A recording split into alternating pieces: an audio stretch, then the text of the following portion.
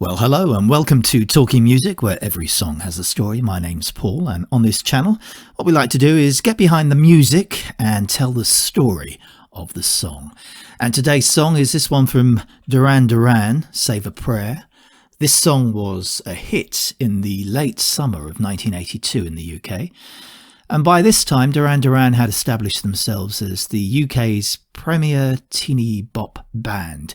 And this was the position they were to hold through until 1985. But let's not label them as just that, because they were a whole lot more.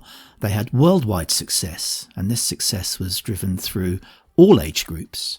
Their music has appealed to many through the decades, and you can still hear 60 and 70-somethings listening to Duran's 80s hits. Many who grew up with their music never threw it away, such was their appeal. Duran were Simon Le Bon and Nick Rhodes, and the Taylors, John, Andy and Roger.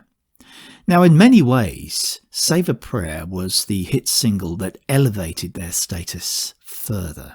Up until now, their single successes were part of the formula, upbeat and semi-new wave. I'm talking about Planet Earth and Girls on Film and Hungry Like the Wolf. These songs had made their mark over the previous 18 months, so when Save a Prayer came out, it was a break with what they'd done previously. The uptempo, bright 3.5-minute single was now a ballad nearly 6 minutes long, which left the listener feeling a little wistful. Regretful even. It certainly was a sort of the morning after, the night before type of song. This feeling was promoted more by the sound of the song, the melody, rather than the lyrics.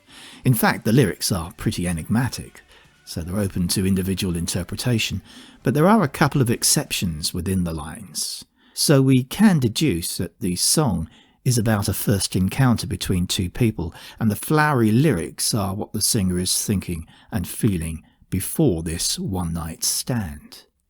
The song was written by Duran's lead vocalist, Simon Le Bon, and he's dismissed any romantic notion within the song. These are two people together that one time and then no more.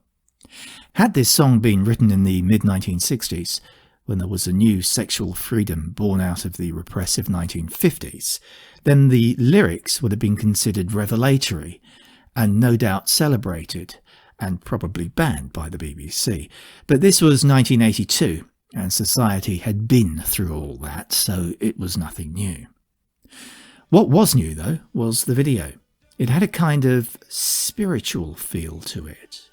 The director was Russell Mulcahy, who was an Australian director who'd worked with the band before.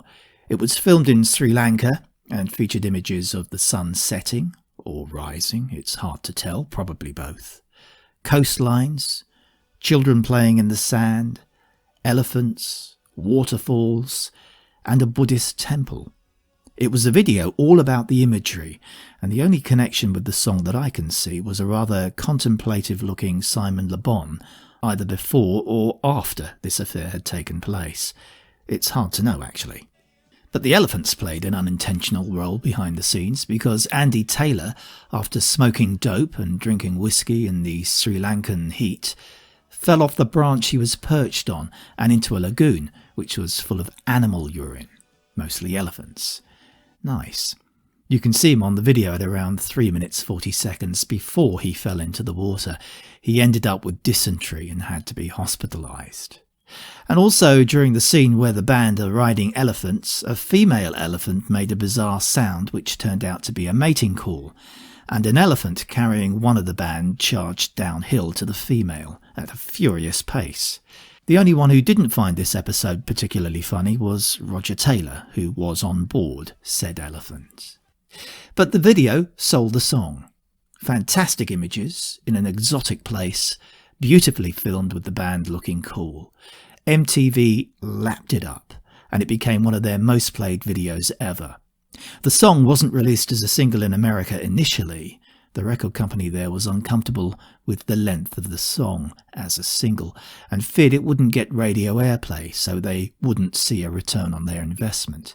I think this is a bit of a strange decision, as Duran's other singles were released in the States, and they were big news stateside.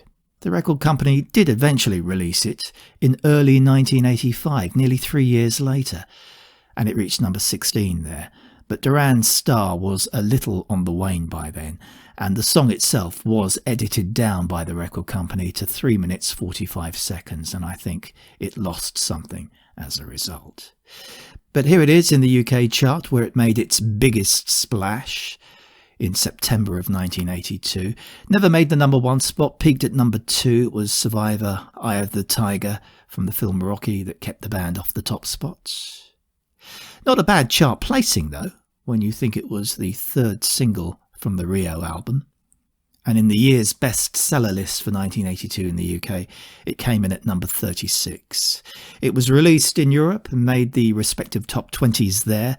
So not a massive hit as a single, I know, but I think it was the song that rocket propelled the band. Rio, the album, was a big splash, and Save a Prayer showed the band as being more than one-dimensional. It got people excited about what might come next. And the next 2 years were to be their heyday. They were a credible boy band, good musicians, strong lead singer, good image, and good songs too. They had it all. One of the UK's best ever bands who rocked the world. That's Save a Prayer from Duran. And that's it for this video.